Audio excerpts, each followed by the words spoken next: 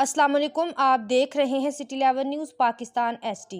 खबर शामिल करते हैं जड़ांवाला से। हमारे deputy bureau chief Mohammad Shahzad की रिपोर्ट के मुताबिक सालाना इलेक्शन 2022 बार एसोसिएशन जड़ांवाला 14 मई बरोज़ हफ्ता मुनक्कद हुआ। सदारत के उम्मीदवार राना अतीक रहमान खान को वाज़ेह अक्सरियत हासिल।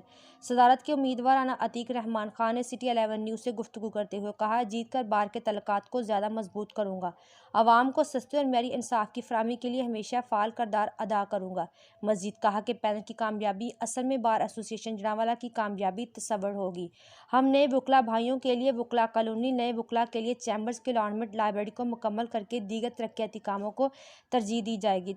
लाइब्रेरी को फ़ाल कर दिया जाएगा ताकि आने वाले साइलिन को हर तरह की कानूनी सहूलियात मुयस्सर आ सकें। मज़ीद खबरों के लिए देखते रहिए सिटी 11 न्यूज़ पाकिस्तान HD।